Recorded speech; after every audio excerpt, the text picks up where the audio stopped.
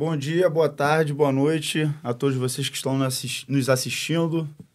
Vamos dar início aqui a mais um episódio do Cultura Salvamar, episódio 5. Mas antes de começar o episódio, queria agradecer a todo mundo que tem passado feedback positivo para mim, através do Instagram, até algumas mensagens no WhatsApp. O pessoal do Sul tem gostado bastante. Recebi um feedback muito maneiro hoje de um guarda-vida de Guarapari, pô. Um de Saquarema também, do Melik. Pô, obrigado, Melik. Pô, aquelas palavras que você passou para mim realmente me motivaram a dar prosseguimento nisso aqui, a continuar. Né? Recebi de um cara do Sul, um guarda-vida do Sul, pô, bem legal, falando que, pô, admira muito o nosso projeto, que o nosso podcast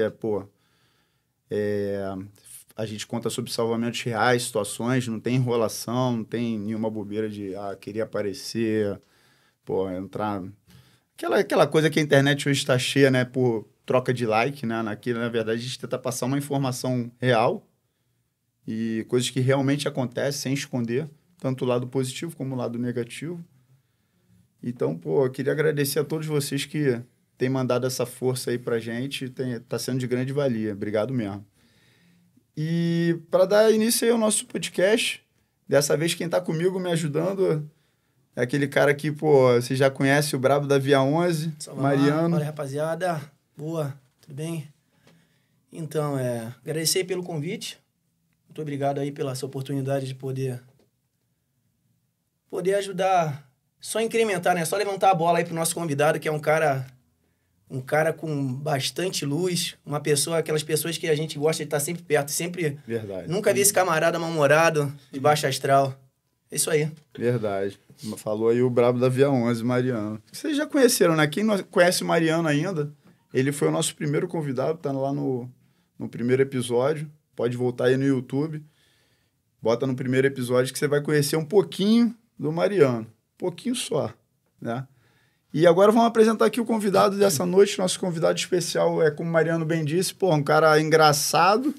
Pra caramba, gente. Um cara gente boa, que tá sempre, porra, levantando a autoestima da galera. Às vezes a gente tá meio abatido, meio cansado, porra. É ele que dá aquela pitadinha de ânimo pra gente, que, pô, é um cara que eu admiro por nunca tá parado, tá sempre fazendo alguma coisa.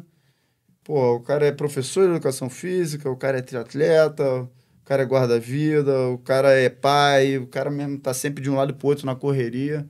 E não vou dar muito spoiler, não. Vou deixar ele aí se apresentar. Pô, Charles Pereira. Por favor, Pereirinha, se apresenta aí pra galera. E aí, galerinha do Cultura Salvamar. Primeiramente, eu gostaria de agradecer o convite. Alex, Mariano. Pô, que honra estar aqui com vocês, sabe?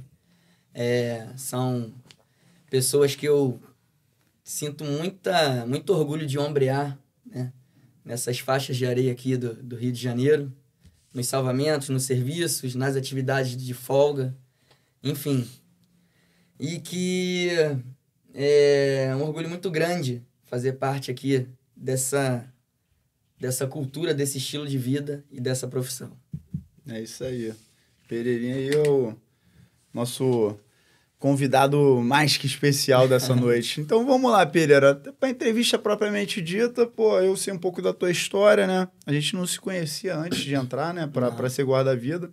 Aí depois a gente foi percebendo que a gente tinha algumas coisas em comum e tal. Queria que você passasse aí um pouco para a galera como é que foi. Não, dessa vez, eu sempre começo com uma pergunta mais ou menos dessa, mas dessa vez eu não queria falar da forma de ingressar.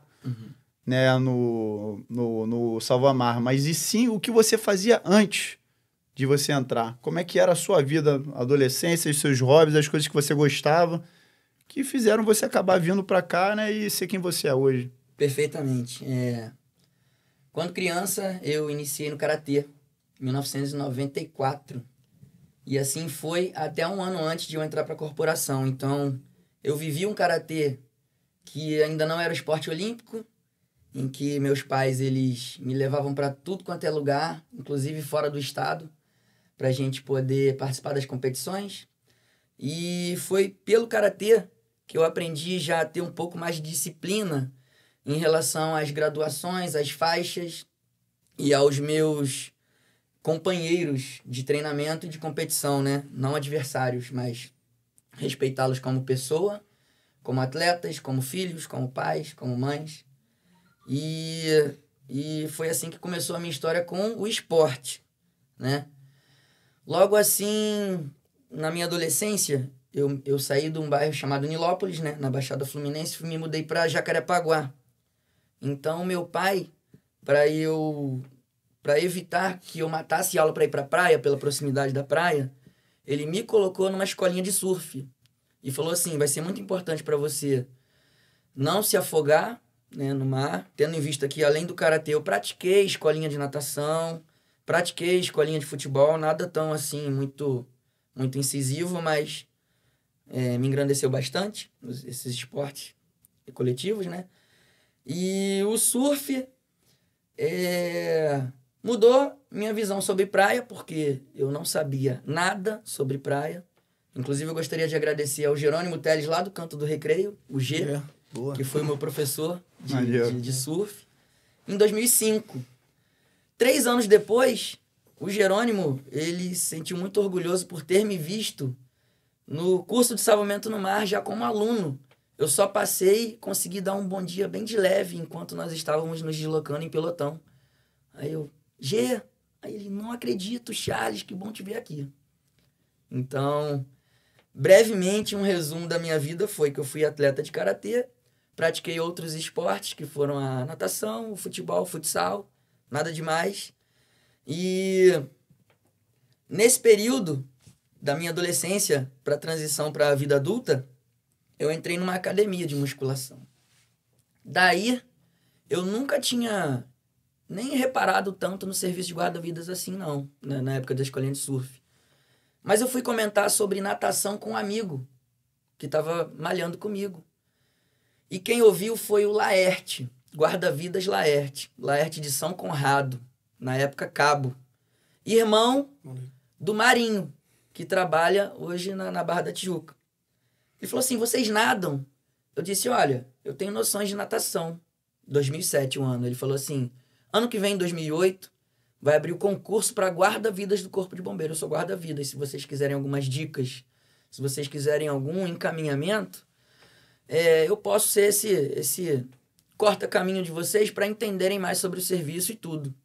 Até então, eu fiquei com aquilo na minha cabeça. Pô, que legal. Vai abrir um concurso. Poxa, quando eu ficar sabendo desse concurso, eu vou querer fazer sim. Então, a partir desse gatilho, que eu comecei a prestar mais atenção nas minhas incursões de surf de aprendizado, olhar um pouco mais o serviço do guarda-vidas, entender como funcionava aquilo ali, descobri que eram bombeiros militares que tinham suas graduações, mas sem ser incisivo, sem chegar lá no posto e falar, me identificar, não, só observando.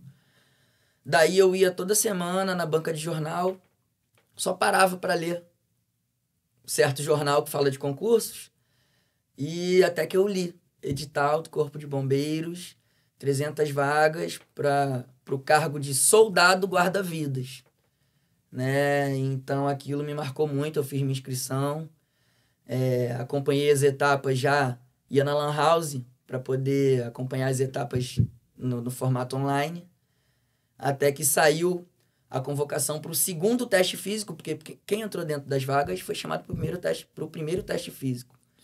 E nossa, o coração tava na garganta. Quando eu vi o meu nome, aí eu contei pro meu pai e pra minha mãe, olha, eu fui chamado para o teste físico. E foi uma alegria só. Motivo de muito orgulho, graças a Deus, pro meu pai e pra minha mãe. Né, que foi o meu primeiro emprego, é o meu emprego principal, né?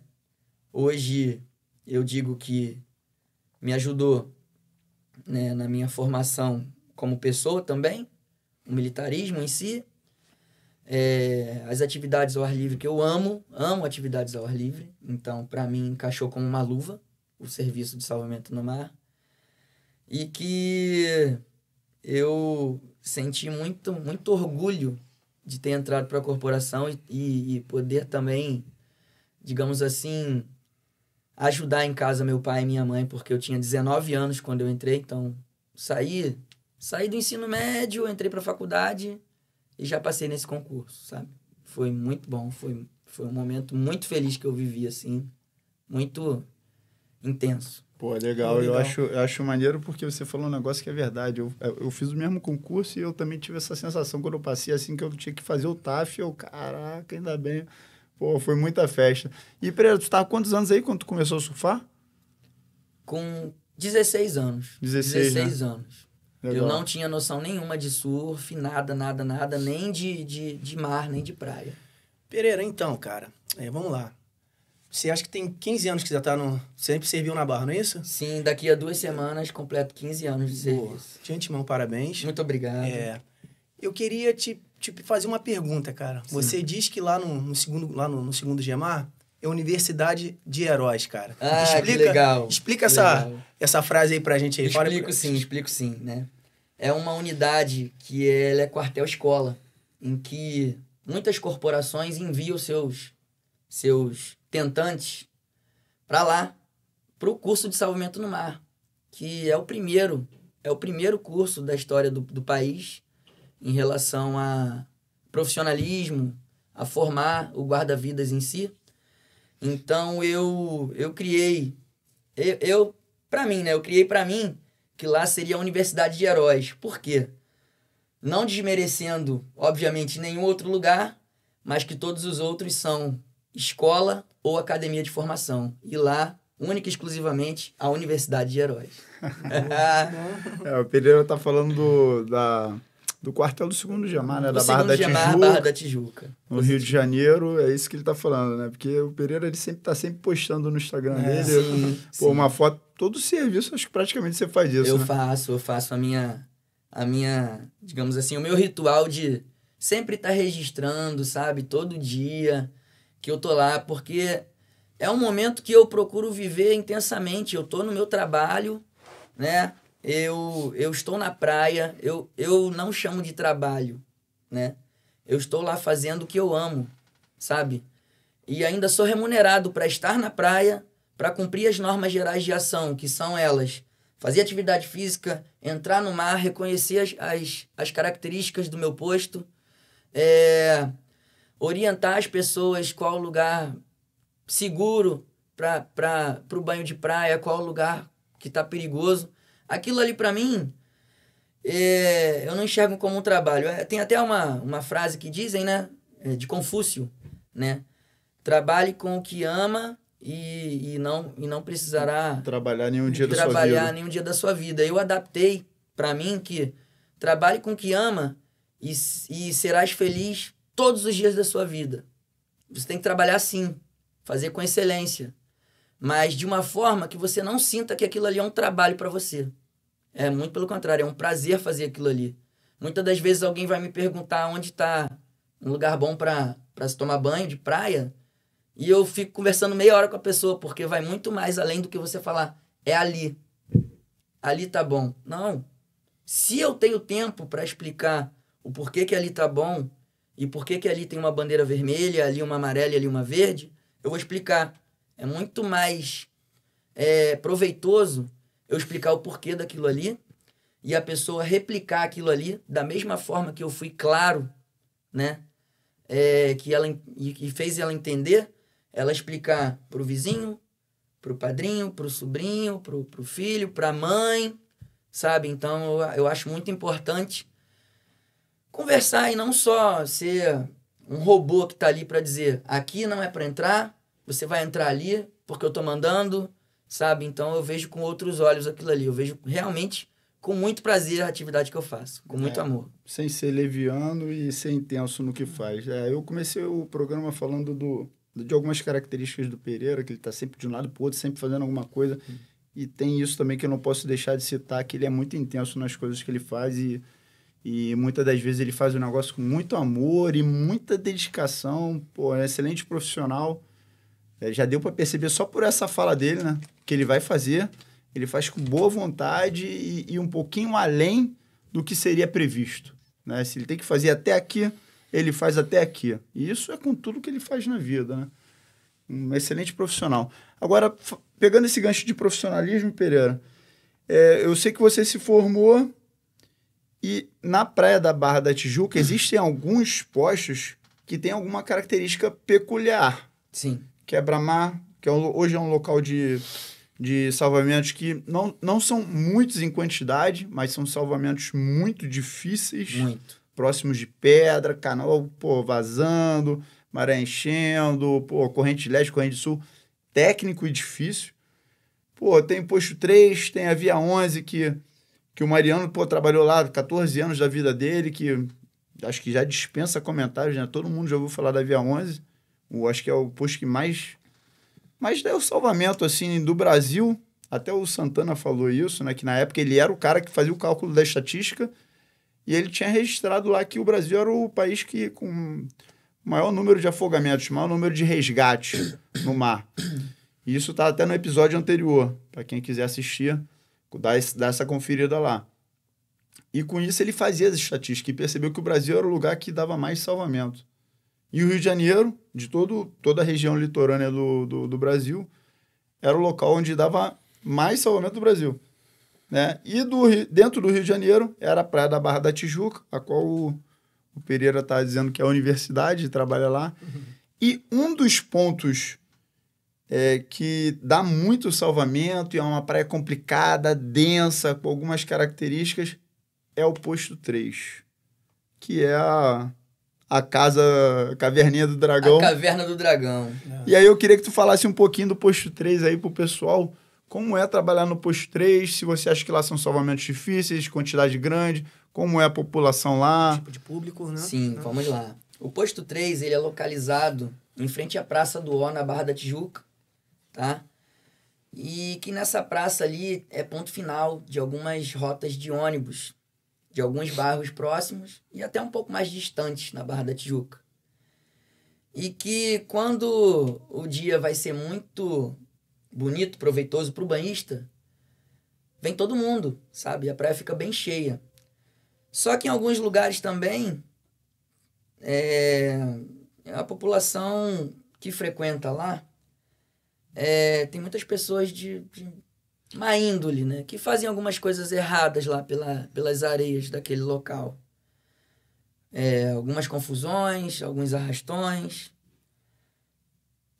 coisas ilícitas acontecendo ali na areia, em que nós temos que, além do serviço de salvamento no mar, nós temos que saber ali ter um jogo de cintura para que aquilo talvez não aconteça durante o dia, tudo uma boa conversa, sabe? Às vezes acionando outras autoridades para nos ajudar e que de vez em quando acontecem algumas coisas erradas ali que a gente precisa intervir.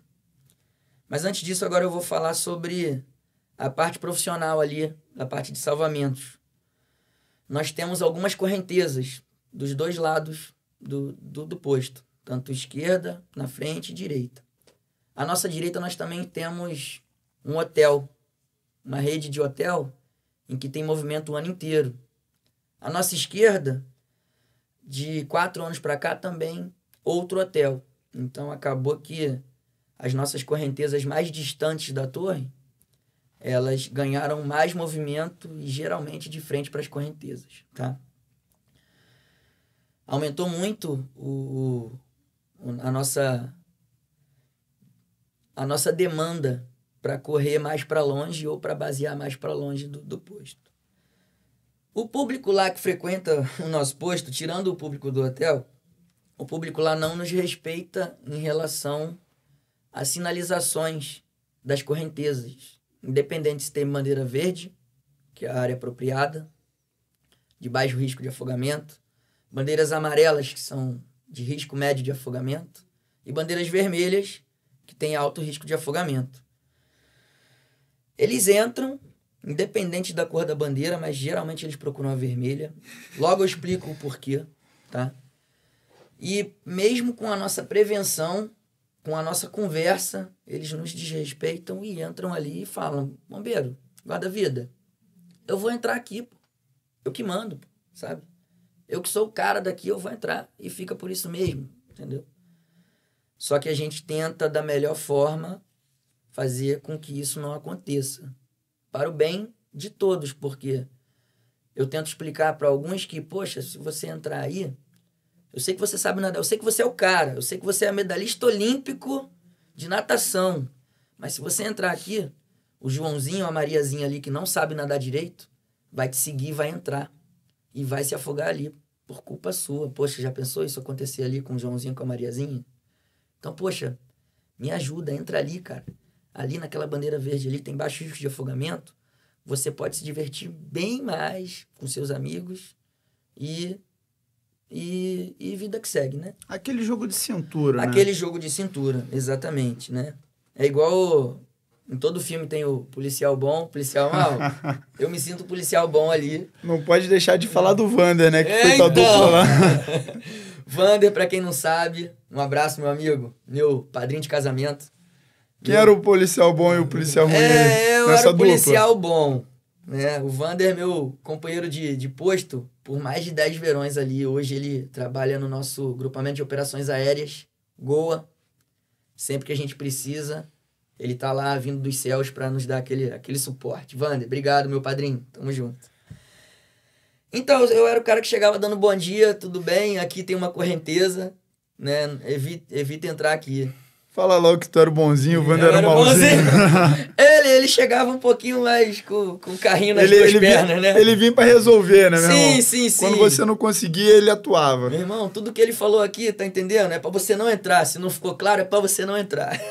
Pereira, vamos lá, cara. Deixa eu fazer uma pergunta pra você. Claro. Agora, aproveitando esse gancho que a conversa deu uma animada.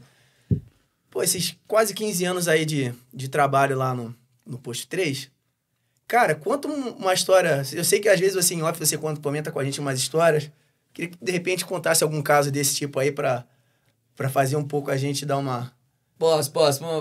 Pra rir um pouquinho? É aquela. Vamos lá. Eu vou começar por por um episódio em que eu estava no posto intermediário, que é o 3,5. Os postos intermediários são entre as torres, tá, galera? Pra vocês entenderem melhor aí, que a gente leva o nosso guarda-sol da corporação, leva nosso materialzinho, água, nadadeira, rádio, enfim, nosso material de trabalho do dia a dia. E certa pessoa chegou lá, ele era de uma força de segurança pública, e falou assim pra mim: pô, bombeiro, posso colocar aí minha pochete? Eu, claro que pode, pô. Ele falou: pô, eu trabalho em tal segurança pública e tal.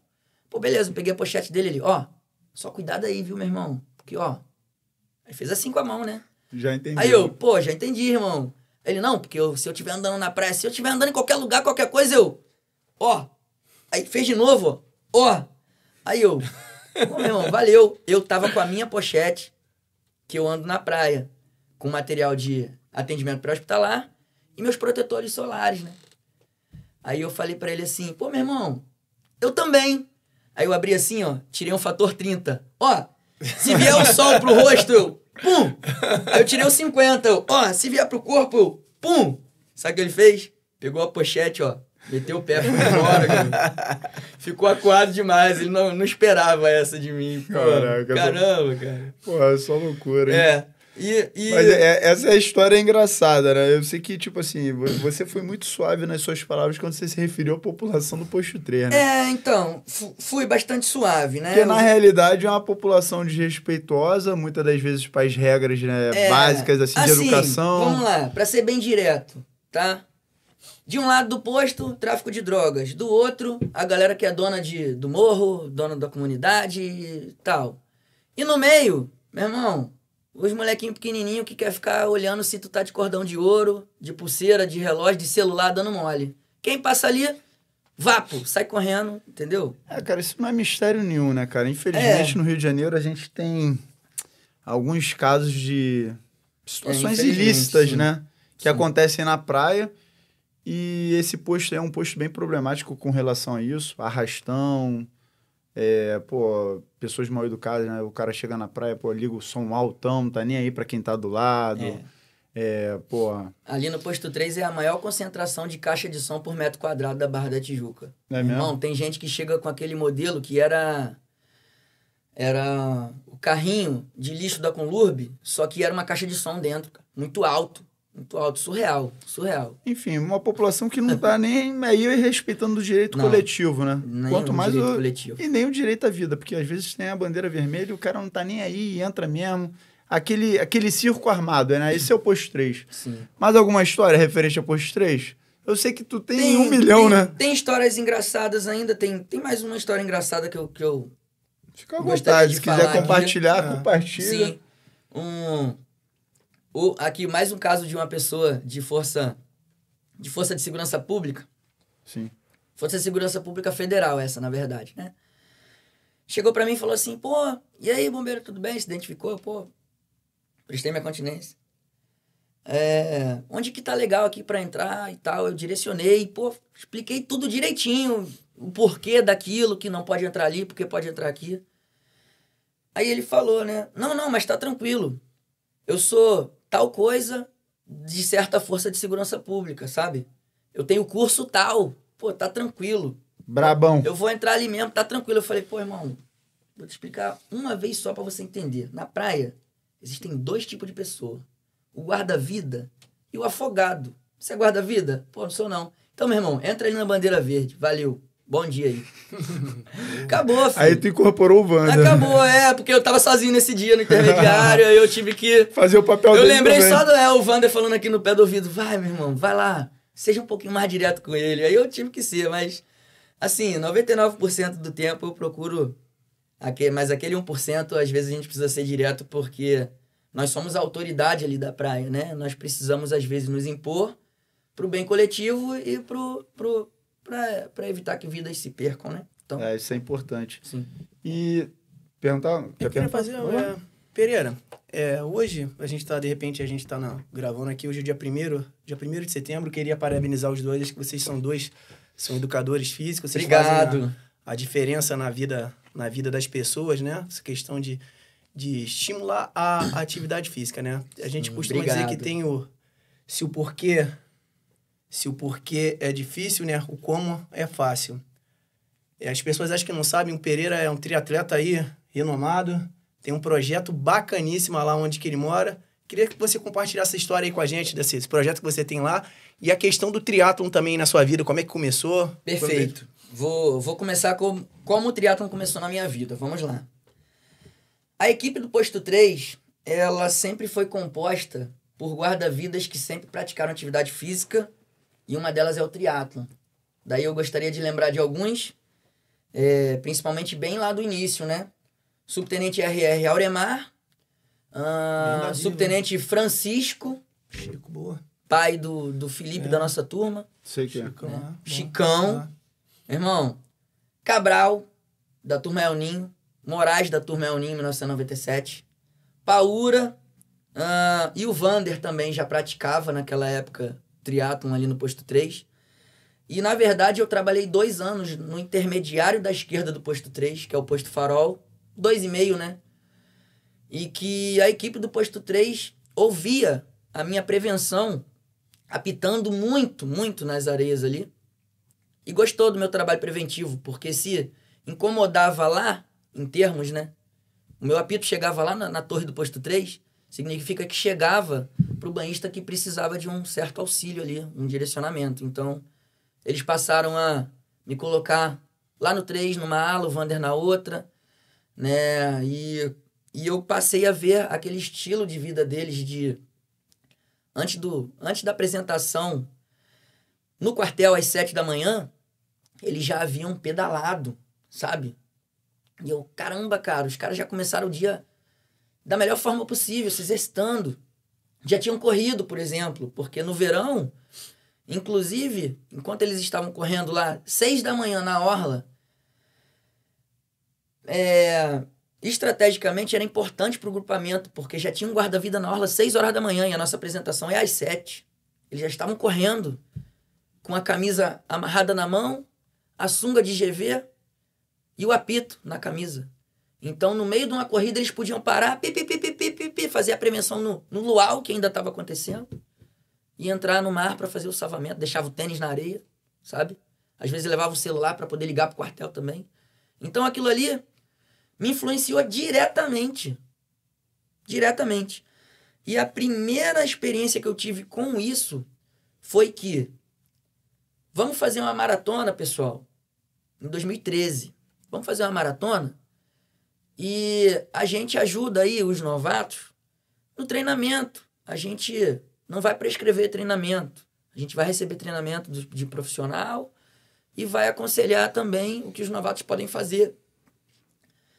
E aquilo, despertou em mim uma vontade de fazer a minha primeira corrida de rua da vida, que foi uma maratona.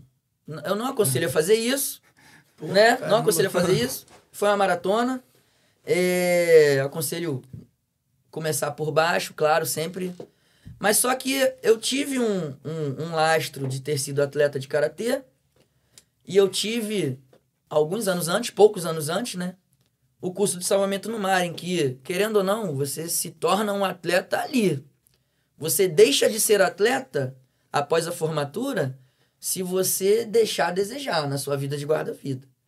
E eu não deixei a desejar. Eu fazia minhas corridinhas, eu achava que eu era super atleta fazendo as minhas corridinhas, todo o serviço, não deixava de fazer minha atividade física. Então, assim eu comecei com o meu contato com o triatlo. E eles me falaram assim, pô, Pereira, você quer fazer parte de uma assessoria esportiva legal mesmo?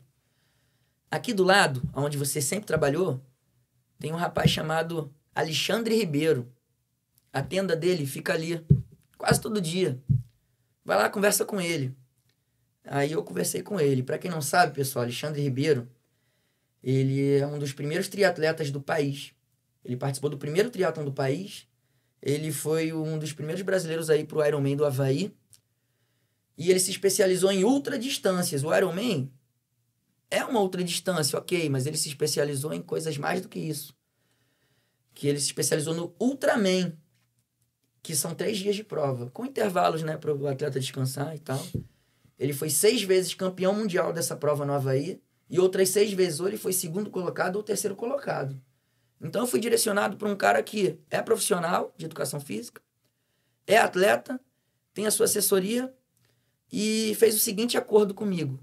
Chega cedo na praia, Pereira, me ajuda a montar a minha tenda. Se o mar tiver em condições, entra no mar com uma âncora, coloca as minhas boias de natação, treina comigo, e quando der o seu horário, que era 10:07, que é do lado do quartel, eu ia, entrava em forma, fazia meu treinamento físico-militar ali, com ele, num treinamento funcional, para eu poder ter uma base, para depois ele falar, Pereira, tá na hora de adquirir uma bicicleta agora você pode pedalar. E nessa onda inteira de 2013, eu me inscrevi para o Ironman de 2014, porque eu vou explicar. Você se inscreve para um Ironman um ano antes e paga um ano antes. Antigamente ainda pagava à vista. Não tinha opção de pagar parcelado. Então, quanto era? $1.000. Caramba. $1.000 você se inscreve para um Ironman. Então você se inscreveu um ano antes? Um ano antes para o Ironman de 2014. Pagando $1.000? Pagando $1.000 no cartão de crédito. Nem sabia no que estava se metendo direito. Não sabia. E o engraçado é que quando eu dei o enter, o clique do mouse, e apareceu, você está inscrito, eu fiz assim, yeah! Ah, não!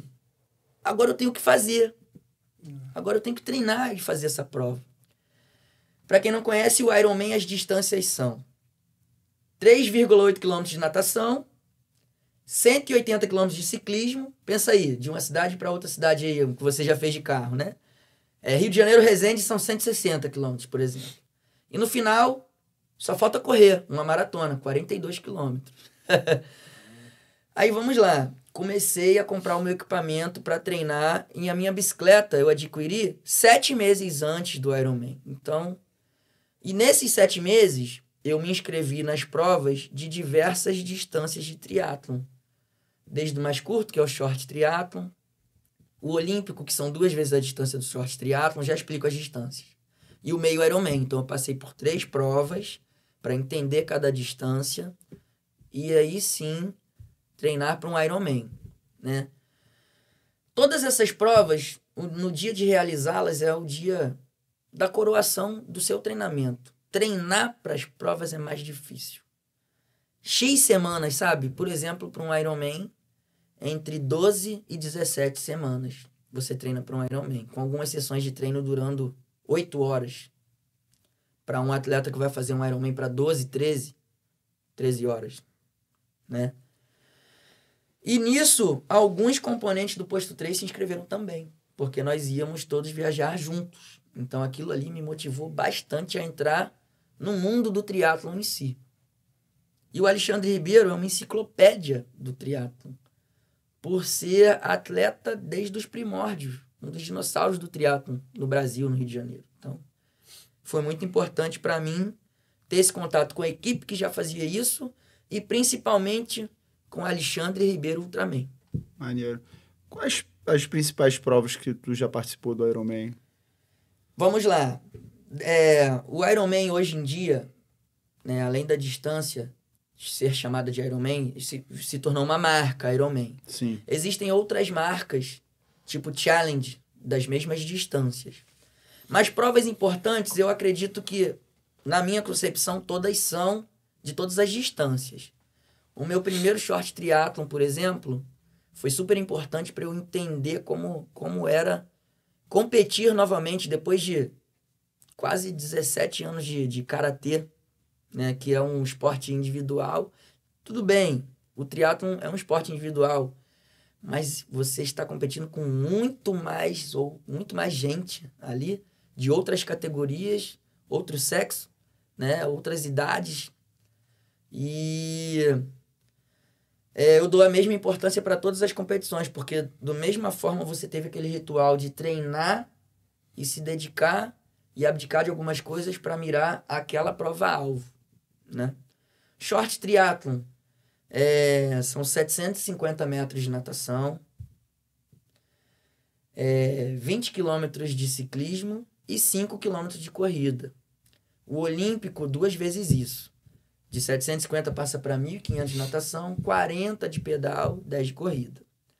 Então, eu dou a mesma importância para todas as provas. E sobre a sua pergunta de provas importantes do Ironman que eu fiz, todas essas provas de meio Ironman e de Ironman, da chancela Ironman, né? Dessa marca, sim, elas te dão a opção não, elas te dão a oportunidade de se classificar para o campeonato mundial das 2 distâncias, né? Todo ano o de meio Ironman muda em algum país ao redor do mundo, e o do Ironman inteiro geralmente é no Havaí, né? Esse ano vai ser na França até, mas tem o do Havaí todo ano. E eu digo que o meu segundo Ironman, porque eu fiz 2, 2014, Florianópolis, e 2017, em Mar del Plata, na Argentina. Para esse de Mar del Plata, bem mais maduro, bem mais consciente sobre o meu corpo, minha mente, né? Tudo que eu podia já entregar em um treino e assimilar aquilo e levar para uma prova, eu tracei uma estratégia de tentar me classificar para o Havaí em 2017. E tudo se encaixou durante os meus treinamentos. Tudo bem alinhado. Treinando aqui no Rio de Janeiro, treinos de sessões que duravam muitas horas no calor. E quando eu cheguei na Argentina, quando eu viajei para a Argentina, estava 24 graus. E de sexta para sábado, a prova é no domingo, de sexta para sábado o tempo fechou, caiu para 14 graus. E eu fui preparado com todo o aparato para uma prova tropical. Caramba. Esse foi o meu erro. Eu me programei para fazer um certo tempo total nessa prova. Em Florianópolis eu fiz 11 horas e 12 minutos. Para quem treinou com uma bicicleta 7 meses antes, 11 horas e 12 minutos, eles chamam de sub 12 horas, né?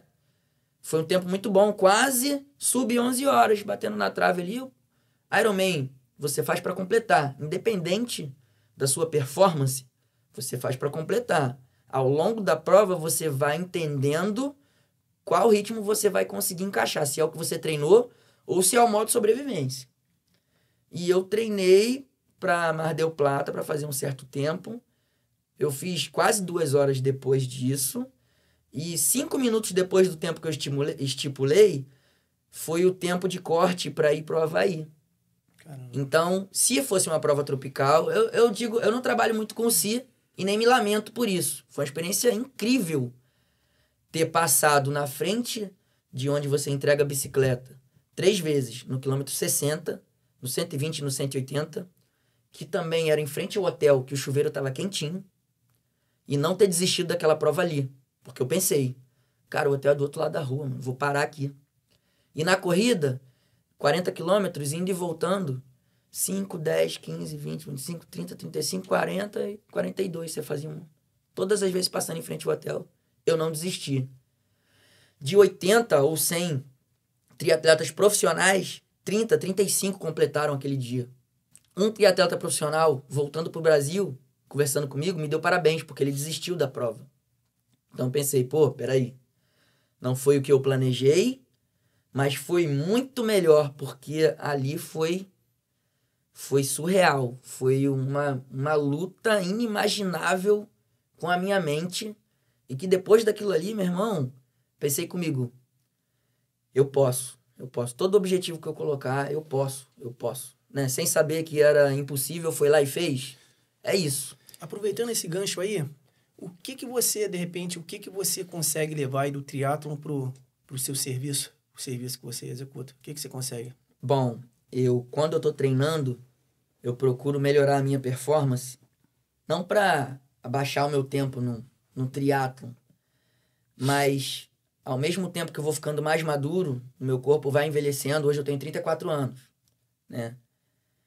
Eu penso em me manter preparado para não perder desempenho e fazer com que quem precise de ajuda espere um pouco mais para eu poder chegar nele. Eu quero pelo menos manter o meu nível de saúde para chegar o mais rápido e com mais antecedência no banhista que precisa de ajuda, né? Que a gente chama de afogado, né? Eu já chamo do banhista que está precisando daquela ajuda ali. Eu costumo dizer que o guarda-vida, ele tem, dentro de uma gama de coisas das normas gerais de ação, nós temos 3 coisas para fazer, que é vigiar, prevenir e salvar. E para o salvar, eu preciso me manter sempre preparado e não deixar que eu peque em alguma coisa no salvar, mas que eu faça também as outras etapas com excelência. Entre vigiar, prevenir e salvar, tem as normas gerais de ações, que dá 2, 3 folhas de coisas a se cumprir. Eu resumi bem o que é o nosso serviço. E é isso que eu penso quando eu estou fazendo a minha atividade em si. Estou longe de competição desde esse Ironman de 2017, mas já sempre me mantendo num nível de treinamento de médio um pouco para cima, né? Sem objetivos de competir, mas me mantendo ativo, saudável, influenciando pessoas ao meu redor, que muita gente vem falar comigo que eu gostaria de ter um direcionamento, queria ter uma orientação, queria procurar os seus serviços. E eu queria passar essa disciplina que eu tenho até hoje nos meus treinamentos para quem precisa dos meus serviços também fora da corporação. De certa forma, essa prova aí te levou uma experiência muito grande, né? Porque você percebeu que o treinamento pro Ironman não era só técnico, era psicológico também, né? Você se provou várias vezes. Sim. E para quem não sabe, o Pereira, ele dá uma assessoria, né, esportiva com relação ao triatlo. Vocês reparam que aqui a gente já trouxe um cara que era brabo do surf de peito, o Mariano, que é brabo da Via 11 aí, meu irmão. Cara que quer conhecer alguém que já fez 250 salvamentos num dia, esse cara aí. Porra, o Telmo... respeito. O Telmo, que é uma enciclopédia ambulante, né? Pô, sim. Santaninha, pai, Santaninha, filho também, não precisa nem falar. E agora tem um brabo da Ironman aí. E, Pereira, eu queria que tu passasse alguma coisa, além dessa relação física, do condicionamento físico, a gente aqui já abordou várias vezes da importância da atividade física, sim, e tal, pro guarda-vida, e essa relação do triatleta com o guarda-vida, tem alguma outra coisa do triatlo ligado ao serviço de salvamento no mar? Tem sim. Essa história é interessante. Com o surgimento do triatlon, o triatlon moderno, o triatlon que a gente conhece hoje se chama triatlon, mas ele é o triatlon moderno, tá? Contando um pouquinho aqui sobre a história da palavra triatlon. 3, atlos, do grego atlos, combate, 3 combates, né? Então, triatlon, você mistura 3 esportes num só. Mas na época da Roma Antiga, eram os guerreiros combatendo até 3 vezes, 1 contra 3 também, podia ser chamado triatlos. A primeira vez que o esporte triatlon, a palavra triatlon foi usada no esporte, foi em 1904, Olimpíadas do Missouri. E não tinha nada a ver com o esporte triatlon moderno que nós conhecemos hoje, tá? As 3 provas consistiam em arremesso de peso, salto em distância e os 100 metros rasos. Foi a única edição de Olimpíada que teve o triatlon desse formato. Depois, não teve mais, tiveram as provas de pentatlo e decatlo, que são 5 esportes, 10 esportes, né? Sim. Um pouco depois, deixa eu ver aqui, eu até anotei a data. Não anotei a data não, mas foram 30 anos depois, em 34, na França, tinha uma competição que se chamava o curso das 3 corridas, que não era corrida em si, mas tinha bicicleta primeiro, depois corrida e finalizava atravessando um canal em Marsella. Pronto. Aí vamos à história do triatlon moderno. San Diego, Califórnia, 1934. E vocês vão entender por que eu vou falar que tem a ver com os guarda-vidas. O Clube de Atletismo de San Diego, os atletas do Clube de Atletismo de San Diego entraram de férias. E o treinador passou ciclismo e natação nas férias para eles, no off-season, né, na temporada off deles. Falou, evitem correr, não gerem impacto, façam natação e bicicleta e ciclismo. Quando vocês voltarem das férias, a gente vai promover uma competição. E quando todo mundo retornou das férias, ele promoveu essa competição, que consistia em nadar, pedalar e correr. Mas antes de promover essa competição, sabe o que ele fez?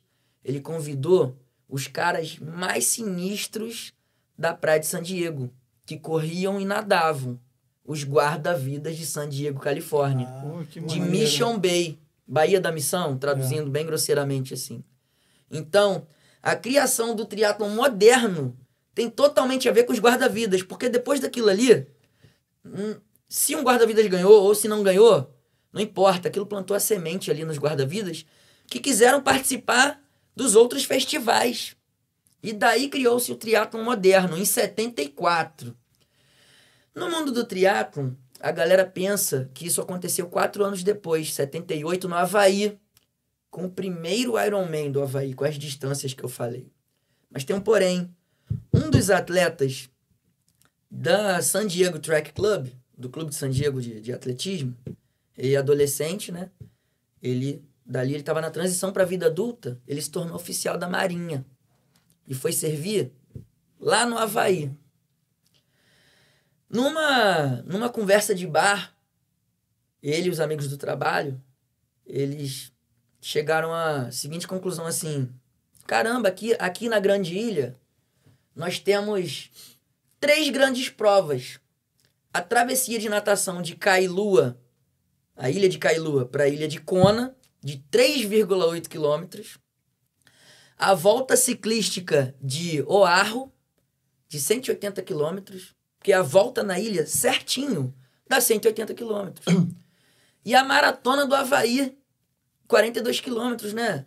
Irmão, vamos nos juntar de doidão, né? Vamos nos juntar de maluco. Juntar essas 3 provas, fazer isso aí e no final a gente declara que quem finalizar é um Ironman, é um Homem de Ferro. Beleza, tem uma foto histórica que caiu assim no conto de que ali foi criado o triatlon. Mas ali foi criado a distância Ironman, baseado em 3 provas tradicionais do Havaí. E, cara, foi um sucesso total.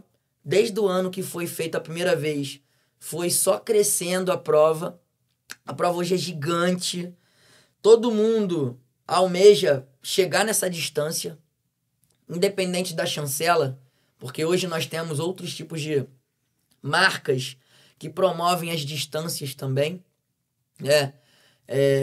Capixaba de Ferro, Challenge, são marcas, né? Tem uma que é em Minas Gerais, que é muito engraçada, que é o Ironman. UAI, de Uai, né? Eu faço triatlon, Uai. Qual é o triatlon? O Ironman, né? Muito engraçado. Bem mineiro, né? Bem mineiro, sabe? E eu me apaixonei tanto pelo assunto do triatlon que na minha formação, né, no meu trabalho de conclusão de curso da universidade, eu falei sobre triatlon. Eu fiz uma pesquisa na minha universidade sobre triatlon, sobre o conhecimento das pessoas tem sobre o triatlon. Por quê? Baseado numa pergunta que fizeram, se eu não me engano, pro Cabral, da turma El Ninho, lá do Posto 3. Pô, você faz triatlon, né? Então você já fez aquela prova, o Iron Maiden? Pô, a pessoa não sabia que o nome era Iron Man. Iron Maiden é a banda de rock, né? Sim. Então, baseado nessa pergunta, eu quis pesquisar sobre triatlon e disseminar aquilo ali pro público da universidade que foi assistir o trabalho de conclusão de curso, né? Descobri na época que existiam 12 tipos de triatlon, hoje existem mais de 15 ou 16, né? Eu preciso atualizar isso num próximo trabalho meu de conclusão de curso. E o Alexandre Ribeiro foi um divisor de águas para mim, porque ele pediu para eu pesquisar um livro de um triatleta chamado Scott Tinley.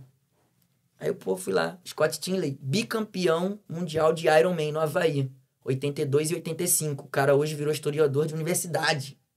Eu consegui um livro dele no library.com, biblioteca.com em inglês. Eu aluguei o livro dele para poder transcrever e fazer meus estudos. E baseado nisso, eu passei a entender mais sobre o esporte que eu praticava, porque muitas pessoas não conhecem nem a história nacional, que o diga internacional do que você faz. Exemplo, eu sou guarda-vidas e sei muita coisa que aconteceu nos primórdios do serviço, do Corpo Marítimo de Salvamento e Serviço de Salvamento no Mar. Por quê? Eu busquei entender com quem, né? E é isso, essa é a minha história com o triatlon. Eu realmente tá no sangue. E não digo de performance, assim como você chegou a falar, né? Eu até pratiquei triatlon performance. Eu tô até treinando com um pouquinho mais de vontade desde o início, desde o meio do ano para cá, que eu tô planejando retornar às competições de performance. Mas para estar junto ali, numa prova que algum atleta meu vai estar largando, sabe? E, às vezes é importante você ter, não só ali do lado de fora, mas também do lado de dentro da prova, você vê o seu treinador ali, sabe? Ou alguém que você confia muito, que vai estar ali, né? Então eu tô retornando. É bem legal essa história aí, eu não sabia dessa do guarda-vida, que eles começaram, né, com...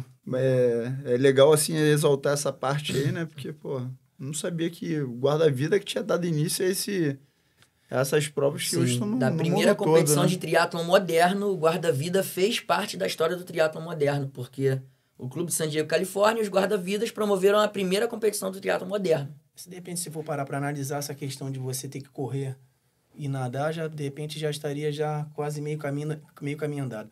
E voltando lá, essa questão aí da polivalência, você está falando de triatlon, de três, o caramba. Quem não sabe também, nosso amigo Pereira, mergulhador, né? Sim. Mergulhador e mora lá em Tocantins. Isso. Queria saber, Pereira, fazer uma pergunta para você. Sim, claro. Em relação... Como é que é o serviço de salvamento lá no Tocantins também? E essa questão de contar pra gente também o mergulho, como é que funciona o mergulho lá? Perfeito. Lá eles têm uma temporada de praia, no Tocantins tem uma temporada de praia diferente da nossa. São as férias do mês de julho. Porque nas férias do mês de dezembro, todo mundo viaja para fora. E nas férias do mês de julho, chega muito turista de fora, né, do estado, e todo mundo fica ali, porque as férias são 7 dias, 2 semanas, então todo mundo vai para as praias dali. Isso é em julho? Em julho, num período que não tem chuva, dia nenhum. Praticamente são 7 meses do ano chovendo uma vez por dia, ou mais. E aí, você vai treinar antes ou depois da chuva? É o que a gente brinca lá, né? Boa. E 5 meses do ano sem cair uma gota sequer de chuva. Um período muito seco. Mas que lá é muito rico nas malhas de hidrovias, nos rios, né? Então as praias lá são praias de rio. Que Lá é cerrado? A vegetação? Lá é cerrado. Cerrado, a vegetação, né? lá é cerrado. São praias de rio. Rios que, de um lado ao outro, são enormes para atravessar. Uma força gigantesca de correnteza. Em que lá o trabalho preventivo, ele tem que ser muito importante, muito incisivo. Então tem áreas de demarcações com boias de diversas cores. Agora tem lá uma lei em que todo e qualquer balneário tem que ter uma licença para poder receber pessoas e tomarem banho no local, porque senão é multado ou fechado o local. Mas tem que ter algum guarda-vida? Também essa tem a lei também? Nas praias... Não é que tem que ter um guarda-vidas, mas tem que ter as sinalizações. As sinalizações são até fornecidas pelo Estado, pela corporação, sabe? As cordinhas com boias vermelhas para a área delimitada, a cordinha com boia amarela para você ir até ali só, as áreas verdes, alguns corredores de entrada e saída de embarcações, porque lá tem muita embarcação. Deixa eu te fazer só mais uma pergunta. Claro. De repente foi você que sugeriu aquela ideia aqui no canal aqui da Barra, naquele canal com aqui. Foi. Como eu vou e volto praticamente todo mês, eu trouxe o que é aplicado lá para ser experimentado aqui, né? E isso foi muito importante, foi até uma dica, né? Uma sugestão do então Tenente Coronel Fábio Braga, que era comandante da nossa unidade, hoje já coronel, passou pelo comando de bombeiro de área, agora passou o comando essa semana. Ele falou: Pereira, quando você for lá, alinha com os oficiais de lá, da área de salvamento aquático, tudo que é feito em relação ao salvamento aquático lá, que pode servir para alguma coisa aqui. A troca de experiência ela é muito importante. Excelente. Muito importante, né? Então eu trouxe para cá para tentar implementar no canal. E eu vi que agora lá tem, né, uma área delimitando os banhistas ali, que eu fiquei muito feliz em ter contribuído aquilo assim. Você não quer ajudar, meu irmão, também não atrapalha. Mas quer ajudar? Se for 1%, você já ajudou, sabe? Então aquilo ali para mim foi, nossa, de arrepiar. Você vê que deu certo. Eu fui lá, olhei tudo, expliquei tudo como é aqui, foi feito e deu certo. E o mais legal, cara, tanto que eu sou tão entendedor dessa situação, eu entendi perfeitamente o que você falou com relação à diferença de cultura, tanto que o nome do nosso programa eu nomeei como Cultura Salva Mar, porque você repara que existem características e peculiaridades diferentes de um local para o outro. Sim. Maneiras de trabalhar diferentes. E que muitas das vezes elas pode rolar esse intercâmbio. Né? Tem muita coisa do pessoal do Sul que às vezes eu pego e tento aplicar no meu serviço. Isso quebra um pouquinho também daquele lance, daquela estigma de que ali é melhor lugar, os guarda-vidas são melhores, ali... Meu irmão, não tem essa. Eu penso e eu acho muito legal, cara, você abordar esse tema aí de Tocantins, né? Porque, como o Mariano disse e o Pereira acabou de confirmar, hoje ele mora no Tocantins, apesar de ele trabalhar no Rio de Janeiro, na Barra da Tijuca, ele mora no estado de Tocantins. E eu acho muito maneiro você trazer aqui pro nosso podcast essa situação de como procede lá, porque eu nunca fui ao Tocantins. Eu tenho muita curiosidade de saber como é que é lá, nesse sentido, no serviço de salvamento no Rio. Sim, eu já ia falar salvamento aquático, né? Cachoeira. Sim. Tem lá? Tem cachoeiras, sim. Tem em todo lugar que tem fluxo de banhistas, tem a prevenção da corporação lá. Inclusive, interativo. Como? O outdoor, na altura da pessoa, não tem vandalismo lá não, sabe? Ninguém chega lá e picha, ou pinta, ou faz um bigodinho em nada. Não sei nem como é que é isso, né? Porque no Rio de Janeiro isso é uma tragédia, né? É exatamente assim, ó. É um outdoorzinho de um tamanho considerável de uma família. Só que todos ali estão fardadinhos, né? E você bota o seu rosto lá. Igual você vai num lugar num lançamento de um filme que você tá ali. Então você tem a oportunidade de tirar uma foto e levar para casa aquela recordação. Só que quando você abre a foto ali, tá escrito assim: evite banhar-se nas áreas que tem tal boia, porque ali é entrada e saída de embarcações. Que ideia na vermelha, é igual sinal de trânsito. Não entre ali na vermelha, porque ali é o máximo Não é nem o máximo. Ali você já é fatal. No amarelo, você pode até chegar no amarelo, mas a tensão já ainda é altíssima. No verde, tá liberado. Tá tudo escrito ali direitinho. Aí no final, leve o seu lixo, sabe? Mensagens curtas, claras e objetivas. Não tem assim, uma vez Joãozinho entrou aqui e se afogou porque ele andou demais ali. Não. Tal cor, perigoso. Tal cor, ok para tomar banho. E tal corredor, de jeito nenhum, entrada e saída de embarcação. Leve seu lixo, curta sua praia com sua família. E se alguém não prestou atenção, você vai lá e avisa. Pô, aqui não pode. Entendeu? Ajude o próximo. Cara, eu achei sensacional essa ideia de você transformar um ponto de turismo, um local de fotografia, numa forma de disseminar informação, né? Os caras conseguiram fazer, pô, parabéns aí pra corporação aí, pro Corpo de Bombeiro Militar Militar de Tocantins, né? CBMTO, Corpo de Bombeiro Militar do Tocantins. Que iniciativa maravilhosa. E é um negócio que a gente podia trazer pra cá, né? Os caras fizeram pra cá, no Brasil todo, né? Pro Brasil todo. Que incrível isso aí. Eu costumo dizer o seguinte, como você falou, pegando seu gancho, que não existe a melhor técnica de salvamento, a melhor estratégia de prevenção. Existe a melhor para aquele tipo de local, para aquela situação ali. Perfeito. Muito bom. Perfeito. Né? Às vezes, o meu melhor lá na minha área nem pode funcionar numa praia da mesma orla. Então, para cada situação, uma melhor solução. Exatamente. Uma melhor solução. E como é que é guarda-vida lá no Tocantins? Tem esse serviço? Tem esse serviço. Nas praias mais frequentadas, próximo das capitais, mais longe das capitais, essa lei consegue ser um serviço preventivo. Porque o cara vai dizer que tem uma área de balneário, ele vai ter um estudo técnico da corporação lá, e que vai dizer, você precisa de X placas dessa no caminho de prevenção, você precisa de tantas áreas de balneário sinalizadas, e você precisa ter um certo suporte ali no seu caminho para a área de resgate poder. Assim. Tem muito mais coisa, é um documento, é uma lei. Isso foi muito importante para o Estado. Virou uma lei, saiu no jornal. Você aí da sua área de balneário, que são mais de 500 áreas de balneário catalogadas pelos profissionais, pelos bombeiros do Tocantins, pelos profissionais do CBMTO, né? Eu sempre tive essa curiosidade de saber como é que funcionava num rio assim que é dentro da propriedade de alguém, né? Isso. Sempre tive essa curiosidade. Se for fechado para a família dele, não é área de balneário que é amparado por essa lei que obriga ele a fazer isso.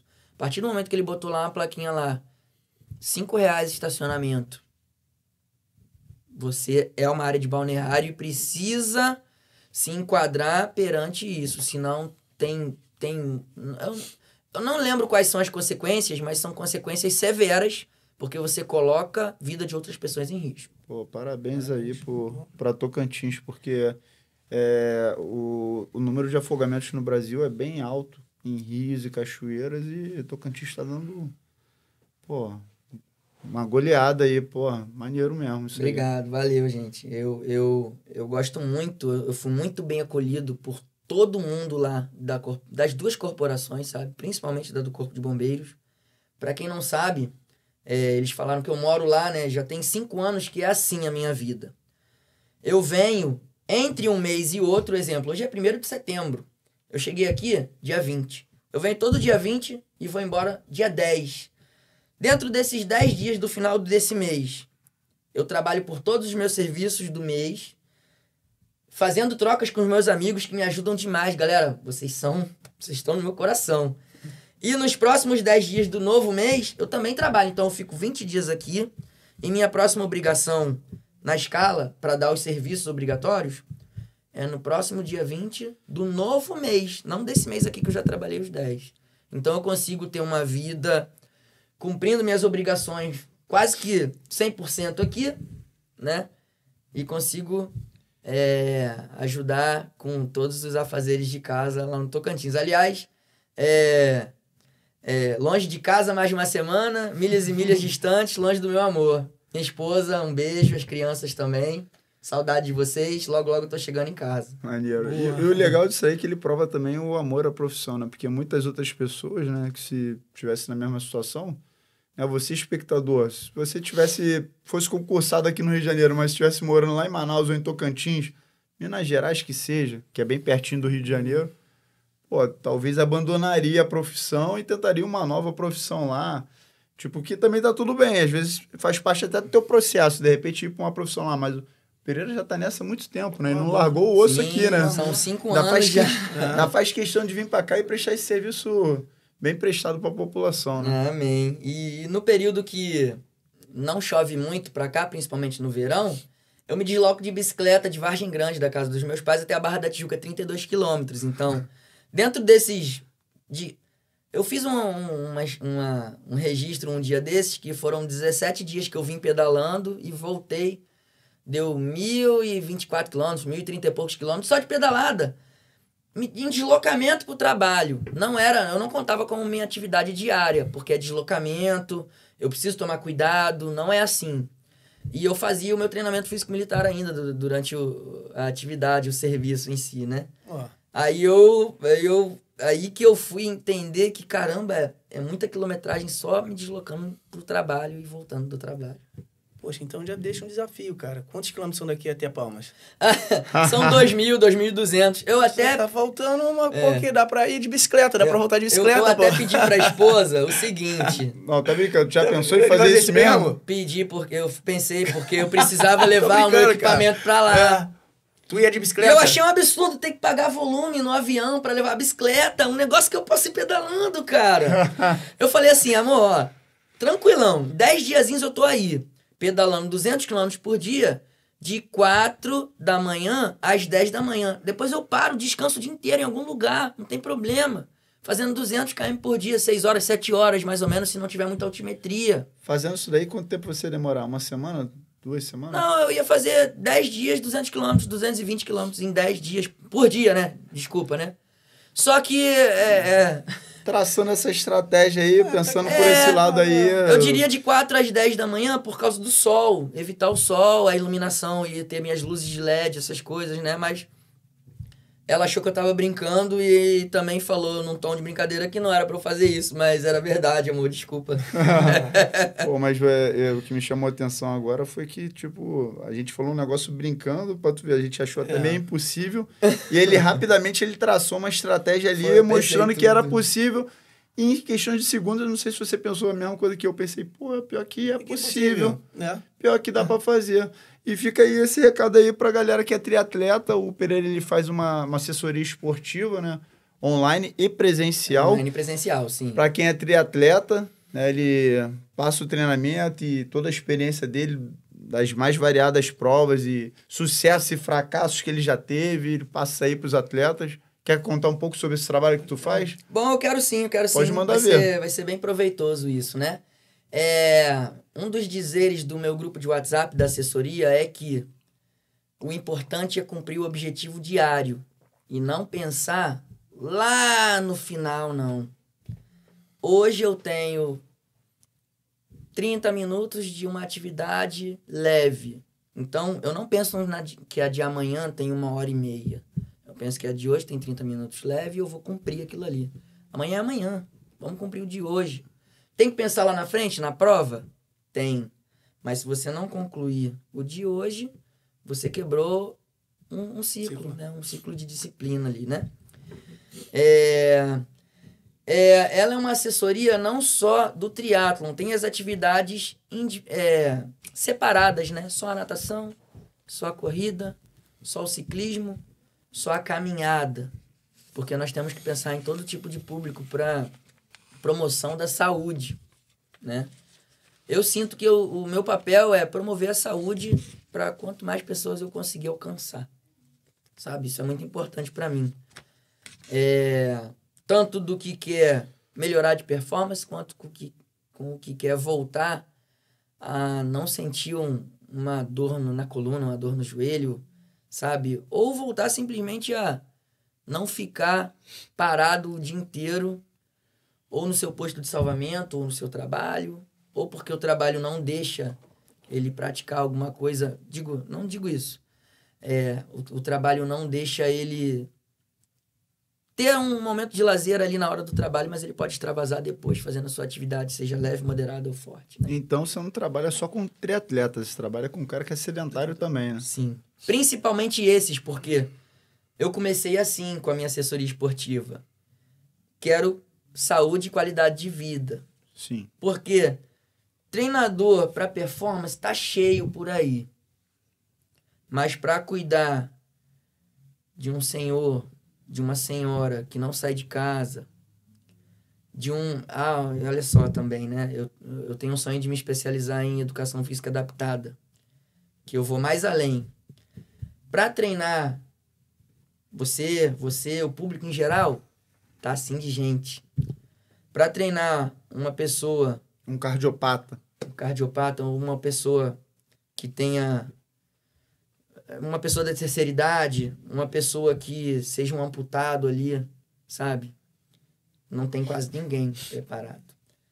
E eu durante os meus serviços ali na praia, no posto 3, eu tive contato com o Praia para Todos.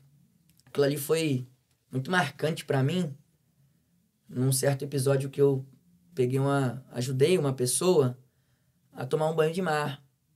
Eu ajudei, eu tava ali já, a praia tava em condições de que eu pudesse ajudar nessa situação. E a pessoa chorou e falou assim, é a primeira vez que eu tô entrando no mar depois do meu acidente que me deixou paraplégico. E o meu acidente já foi uns 8 anos atrás. Aí aquilo me arrepiou. Eu falei, caraca, meu irmão, sem querer, eu só fui ser eu mesmo ali, sabe? Eu ajudei a mudar a vida de uma pessoa, que ela passou aí na praia todo final de semana, sabe? Eu tirei ela de casa, eu pensei, eu preciso me especializar nisso para saber como trabalhar com quem não tem a visão, com quem é deficiente auditivo, com quem é amputado, com quem tem síndrome de Down, com quem é cardiopata, porque com quem é saudável, tá cheio aí, meu irmão. Tá cheio de bom e mal profissional. Eu quero ainda me especializar nessa área para poder dar um suporte melhor. Eu já consigo trabalhar com esse tipo de público ali no Praia para Todos, fazendo meu trabalho voluntário. Que eu sou voluntário ali no Praia para Todos, de serviço ou não. Então eu pensei, um dos meus objetivos de vida é futuramente também trabalhar com o público de necessidades especiais.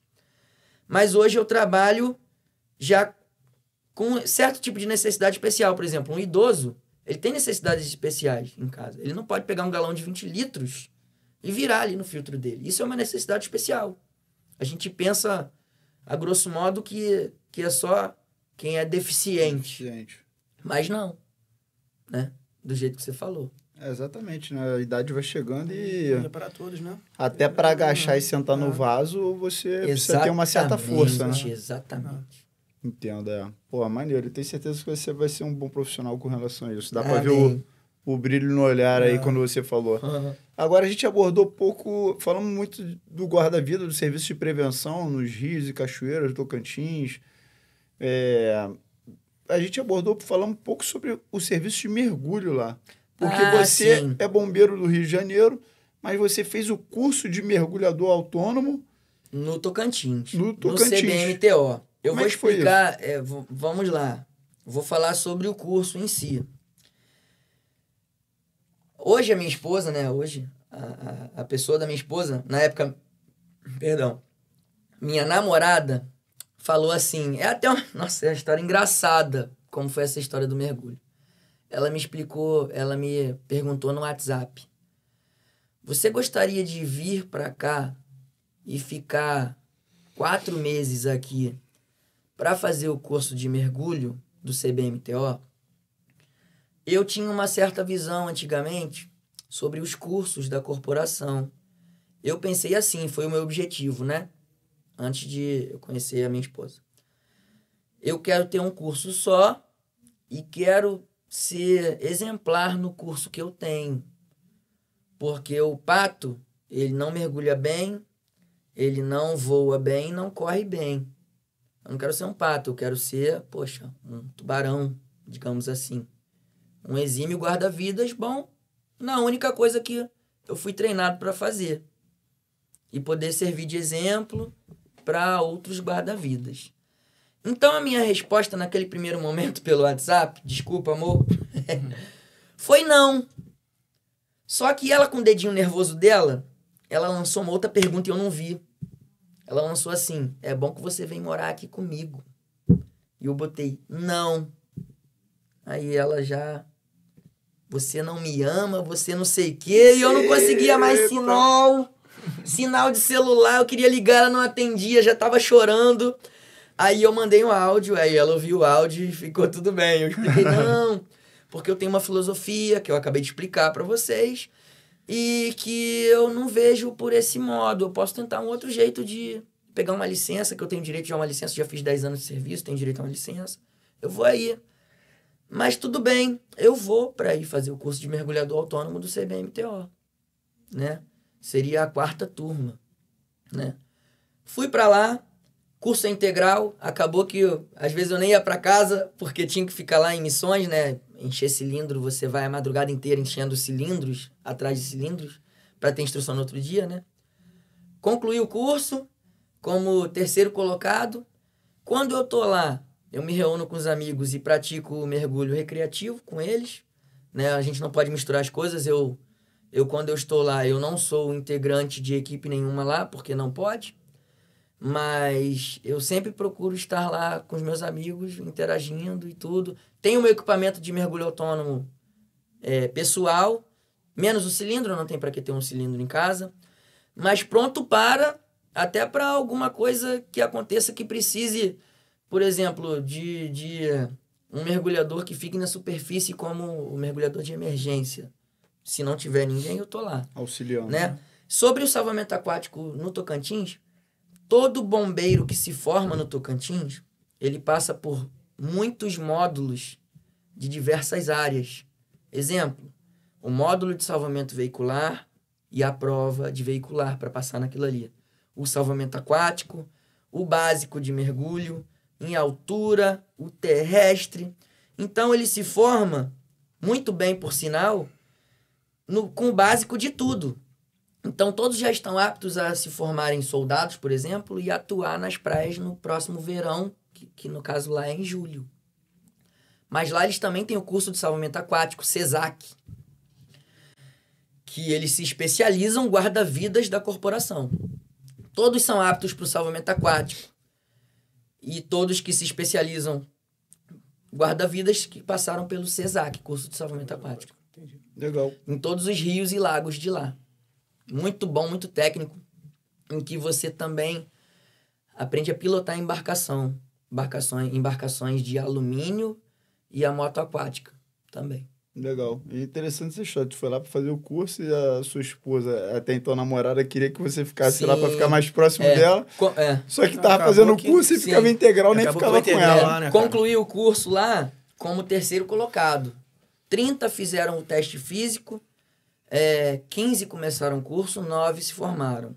Terminei como 3º colocado, mas até a semana final de lançarem as notas teóricas, eu estava em 1º colocado com tudo que teve prático.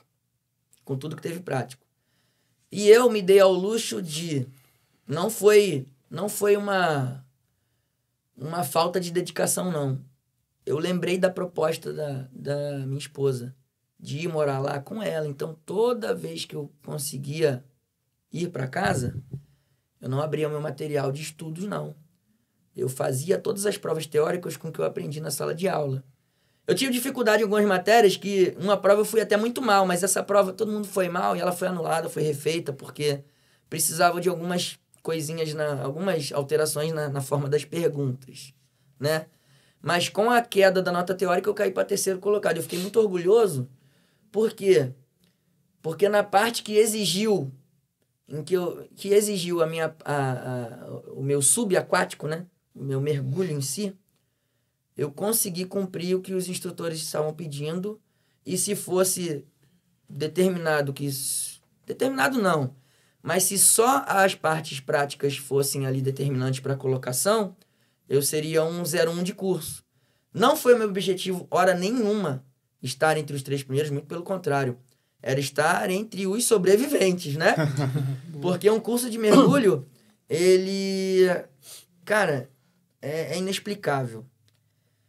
Todo dia aquela sensação de que você vai ser exigido ao máximo e num ambiente em que não é o nosso habitat natural. Você não tem guelra para respirar debaixo d'água, né?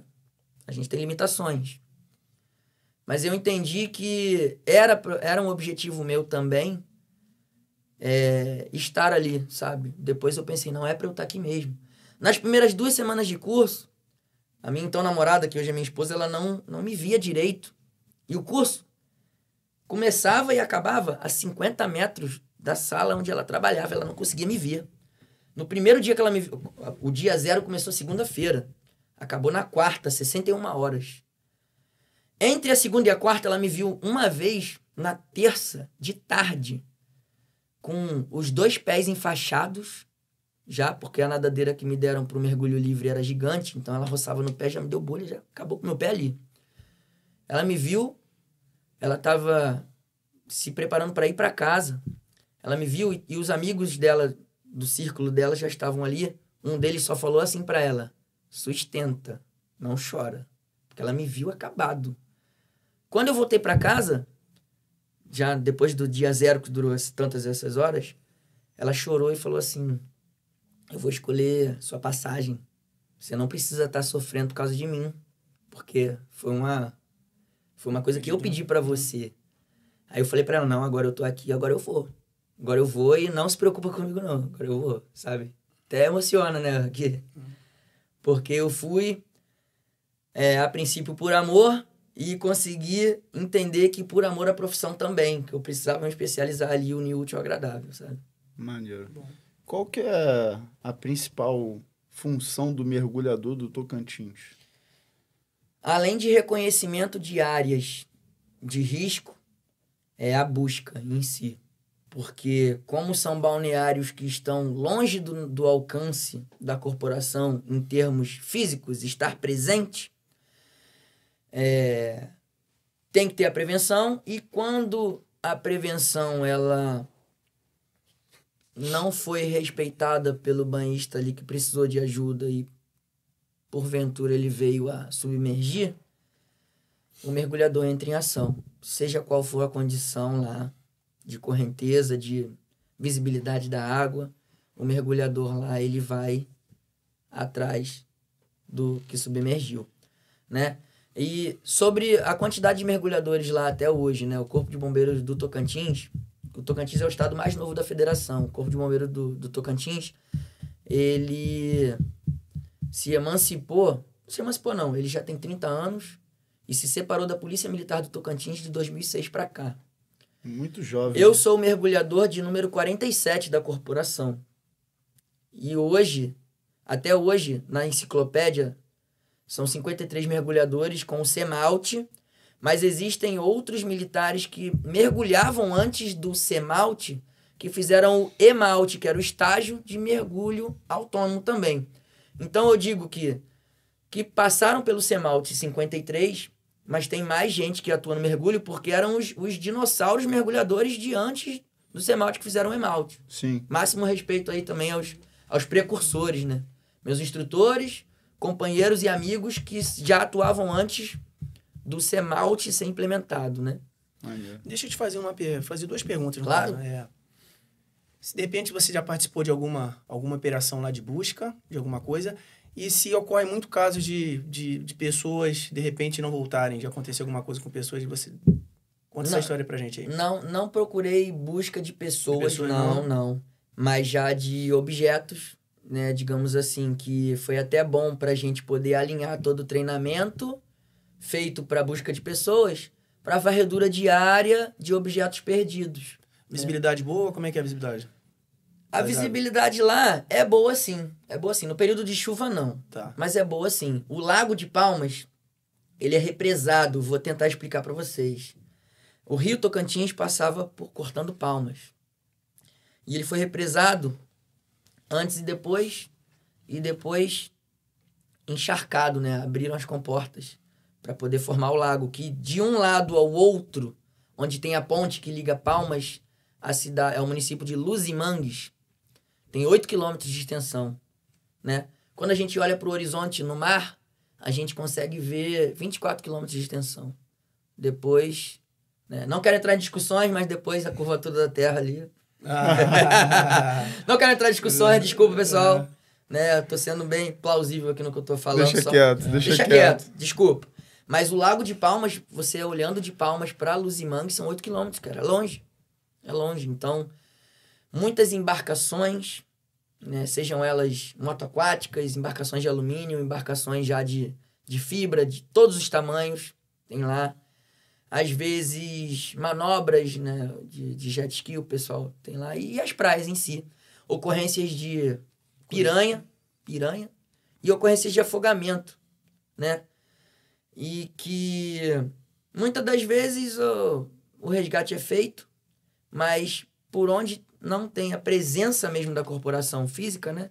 Que tem a presença só das prevenções, e a busca às vezes aparece longe, cara, por causa da correnteza. Não tem água parada lá, não. É sempre correnteza. Sempre rio fluindo de um lugar para o outro.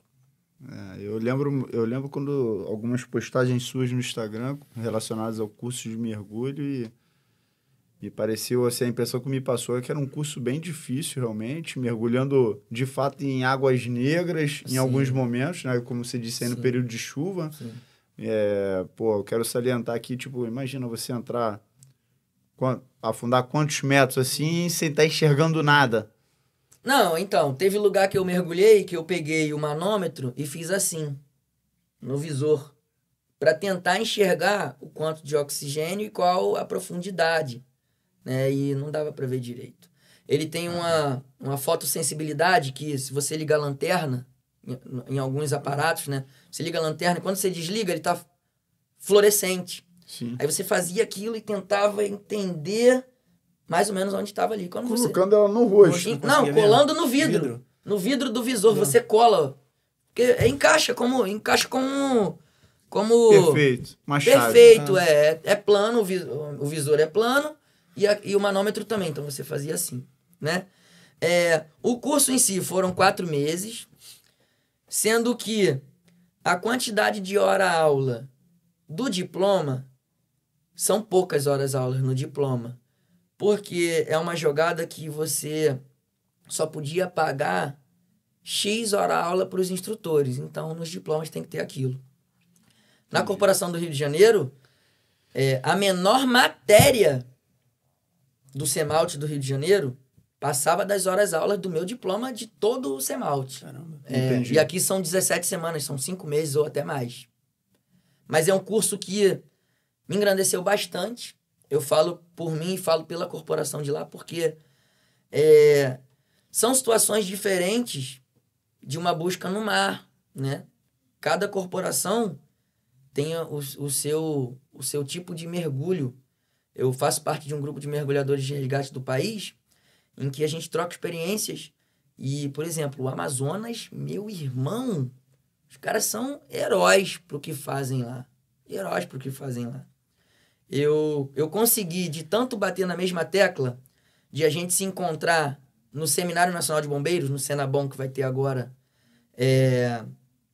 em Gramado, um encontro informal de mergulhadores, mandar fazer uma camisa, que tem mergulhador nesse grupo que é da organização do Senabom, que fez um folder, e nós vamos ter um encontro mesmo nacional de mergulhadores, com direito a 3 dias numa sala, com data show, com tudo, pra gente trocar experiências mesmo, ver os equipamentos e tudo, quem quiser apresentar trabalho. Então, uma coisa que era informal, que eu ia mandar fazer uma camisa, o nosso grupo formalizou, sabe? E eu agora, por mim, vou tentar criar um link para quem não puder ir, participar também da sala, né? Da web sala, né? Agora tu falou um negócio interessante também. Morre muita gente no Amazonas? Sim, também. Eles botam muita busca lá no nosso grupo e, cara, o que os caras fazem lá... Mas que é embarcação, afogamento mesmo, né, cara? Embarcação que vira. Até recentemente foi... 2 pontes caíram quase no mesmo período de tempo. Na mesma rodovia, assim, 2 quilômetros depois. Eu vi uma imagem de drone, vendo uma que caiu, mais à frente a outra também que caiu, sabe? Outro assunto que eu queria conversar contigo, você é muito envolvido com a formação, assim, eu esqueci de mencionar que o Pereira, ele foi instrutor do CSMA do Rio de Janeiro por alguns anos, mas o que eu ia te perguntar não é nem com relação a isso. Eu sei que além desse curso do Tocantins, de mergulho, Sim. Você já ministrou curso em outros estados? Sim, recentemente eu participei do curso, o primeiro curso de salvamento do mar do estado da Paraíba. Queria que você falasse sobre isso. CBMPB, em que eles também fizeram um convite. Tenente Coronel Tiago Aragão, muito obrigado pelo convite. Tenente Coronel Donelson Lira também, muito obrigado pelo convite. Eu pude ombrear aí com eles o primeiro curso de salvamento no mar da história da Paraíba, cara. Que maneiro. Em que guarda-vidas mesmo, com curso externo, se eu não me engano, eram 6. Sem ser o curso de salvamento aquático básico, eram 6. E a partir daí, agora eles têm o curso próprio deles. O curso próprio. E nós fizemos viagem de ouro, que fomos para o Rio Grande do Norte também, para poder pegar algumas ondas lá. Pegar algumas ondas em termos para instrução, fundo de pedra. Foi muito proveitoso. Né? Tenente Coronel Sabrina, também amiga da minha esposa, muito obrigado pela estadia no Batalhão de Busca e Salvamento do Bombeiro da Paraíba. Ela é a atual comandante lá. Uma viagem que me engrandeceu muito em termos de cultura salva-mar, né? Vamos lá, propriamente dita. E criamos uma família, formamos uma família com instrutores da Paraíba, instrutores de Alagoas. Os caras moraram lá comigo no BBS, no Batalhão de Busca e Salvamento também. Cara, um instrutor, primeiro sargento da Silva, primeiro sargento Ulisses. Os caras sensacionais. Os instrutores da Paraíba, né? Se eu esquecer algum nome, pô, me perdoem. Mas Soldado Munguba, Tenente Inara, Tenente Gutenberg, pô, meu irmão, sensacionais. Muito obrigado pela acolhida, muito obrigado pelo convite, pela troca de experiências, né? Eu consegui passar muitas situações que no Rio de Janeiro eu já passei. Eu tinha 5 anos de bombeiro, era cabo, quando eu recebi o convite do então Major Aquino, hoje Coronel Aquino, né? E o comandante da unidade, Tenente Coronel Gilson Outeiro, hoje Coronel Outeiro também, que confiaram em mim, no Felipe Pereira, no Joel e na Amara. 5 bombeiros que tinham 5 anos só de corporação para estar como instrutores de curso, né?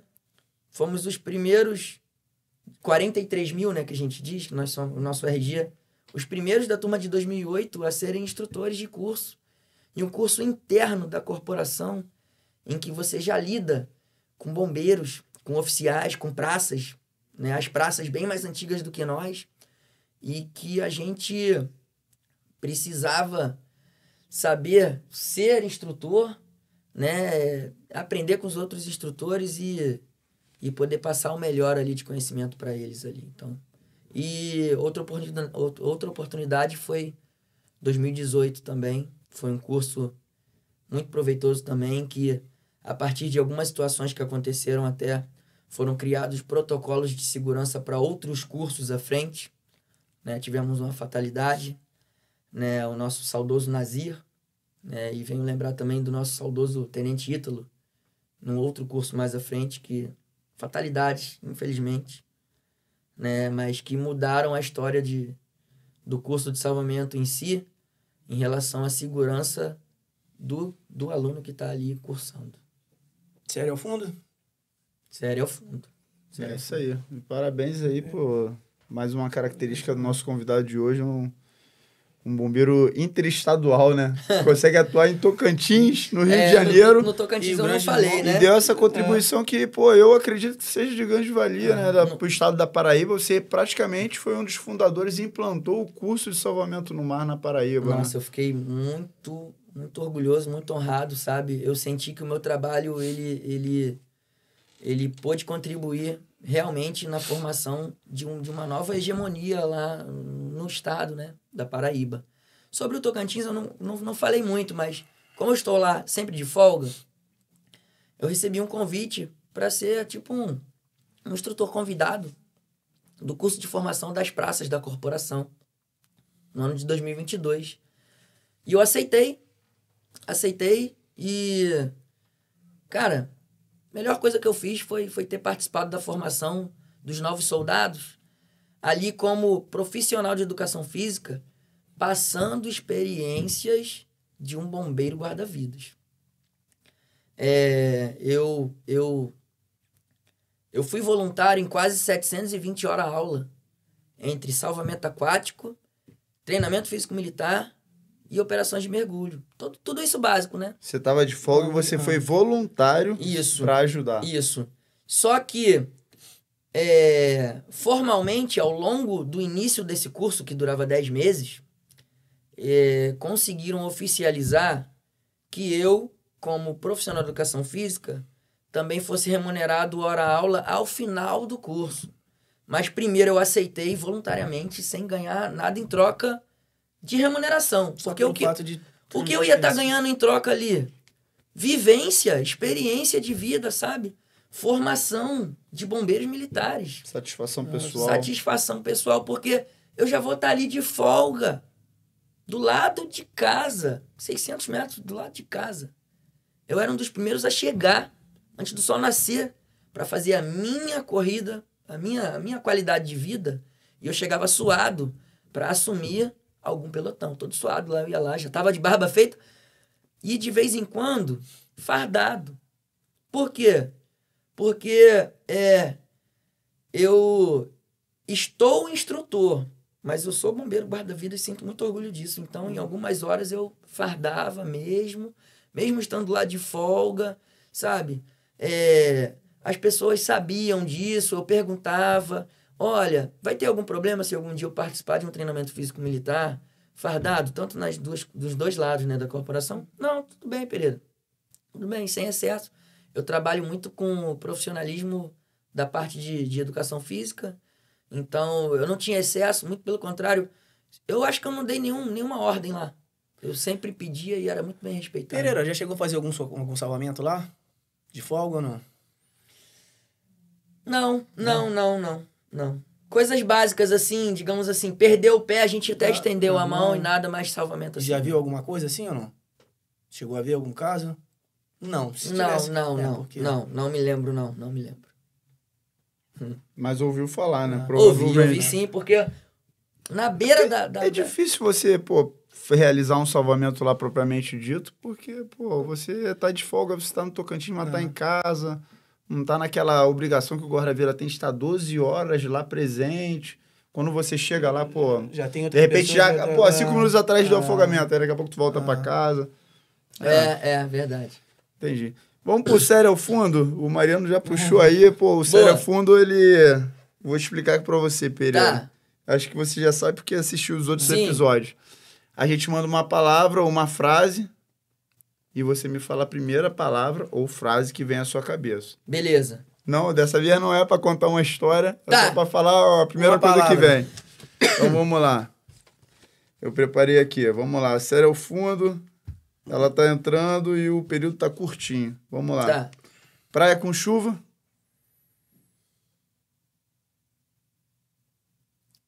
Estudo. Praia com sol. Prevenção. CSMA 2008. O melhor. Os 3. Caverna do Dragão. RescuTube. Essencial. Barra da Tijuca, Rio de Janeiro.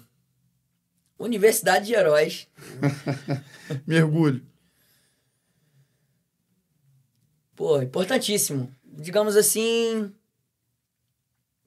Cara, mergulho Não tem... Vamos lá. Importantíssimo. Pronto. Prova difícil de triatlon. Ironman. Guarda-vidas. É água. Estado de Tocantins. Minha casa.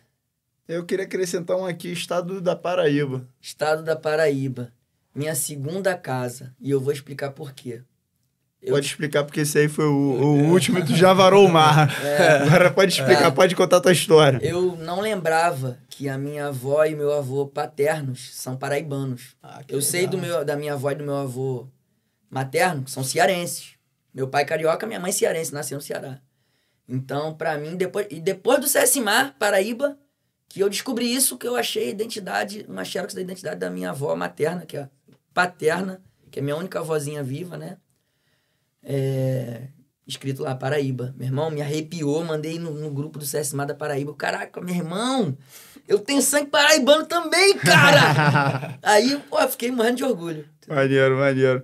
E pra finalizar, pô, o papo foi maneiro, mas vamos finalizar aqui com uma questão. Eu queria que você passasse assim, o teu foco principal, ele é o triatlon, né? Ele é o Ironman.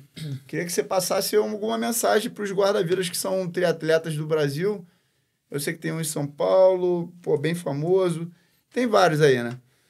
Na Barra da Tijuca mesmo tem vários guarda-vidas triatletas. Né? Agora no posto 3 eu sou o que faz as menores distâncias. Eu parei no Ironman, a equipe lá tá só nas ultras distâncias. Caraca, a gente nem falou disso. São os ultramaratonistas, tá? Que na quinta-feira é a largada de uma prova, no domingo eu tô de serviço, eles não chegaram ainda na prova, ainda estão correndo 235 km, 180 km de corrida. Deixa eu explicar. O Pereira, como a gente falou aí no decorrer do podcast, ele é do posto 3. E quando ele entrou, a galera era triatleta, fazia o Ironman.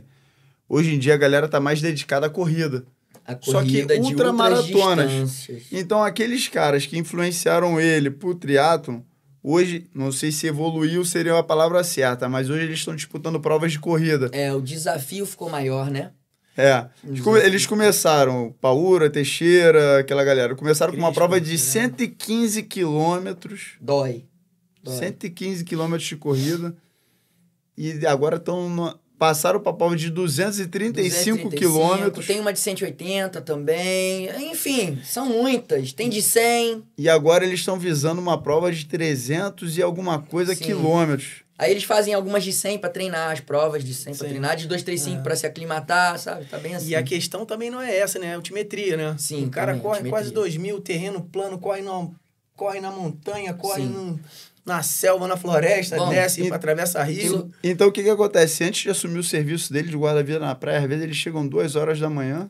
Teve um treino que começou 10 da noite, varou a madrugada, eles só trocaram de roupa e entraram de serviço, sabe? Por quê? Porque dentro da planilha dele, ele tem que correr em um dia 60 quilômetros. Esse é o treino do cara.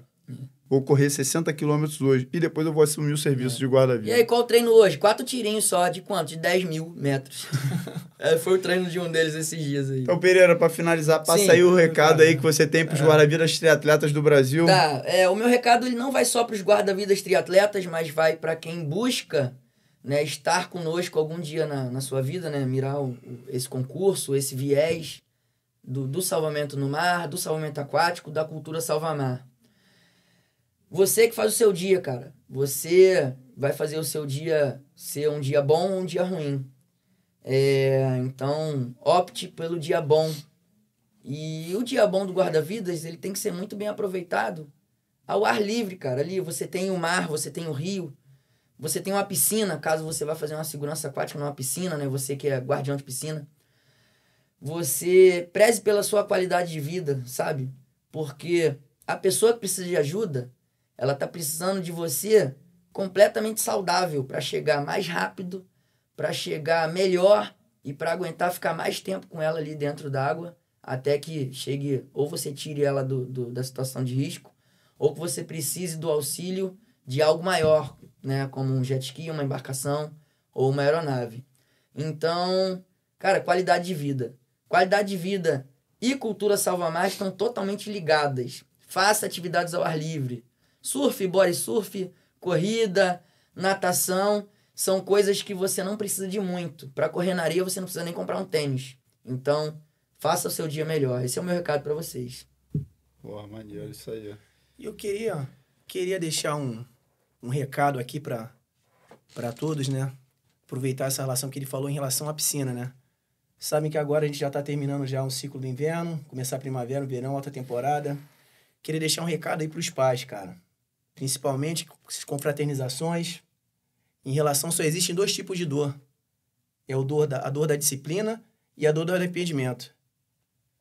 Vocês que são pais, seguinte, tomem conta dos seus pequenos, principalmente em relação à piscina.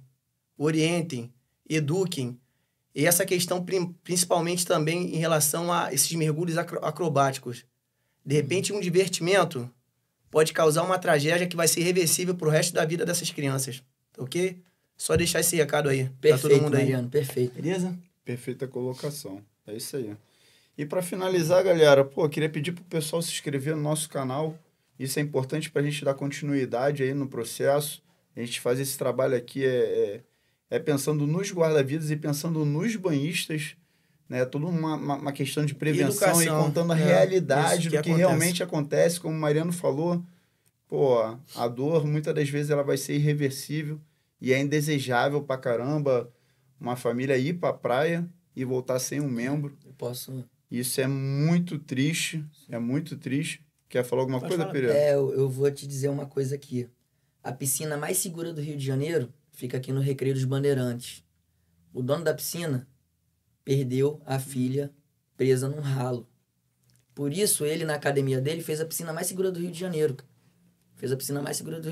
Todo e qualquer órgão de prevenção ao afogamento que vai fazer alguma imagem de alguma piscina aqui no Rio de Janeiro, escolhe a piscina dele para dar como exemplo de como deve ser uma piscina perfeita. Então, ele não consegue reverter aquela dor dele ali, mas ele consegue levar para frente e evitar que outras pessoas passem pelo que ele passou. Olho nos pequenos, por favor, hein? Isso me fez lembrar, eu queria citar aqui, tem um Instagram muito legal, que é Susan Forever. Muito legal. A história, assim, de certa forma educativa, de uma mãe que perdeu a filha. O nome dela era Susan, perdeu a filha, e ela faz um trabalho sensacional de divulgação e prevenção com relação a afogamentos na piscina. É uma mãe, assim, que passou por isso que o Mariano tá mencionando. E ela faz um trabalho sensacional. Quem puder, entra aí no Instagram dela, que vai ter acesso a uma gama de conteúdo muito legal. E dando continuidade na nossa finalização, a gente continua comercializando essas camisas. Salvamar legal, ó. Salvamazão gigante. Morou, meu compadre?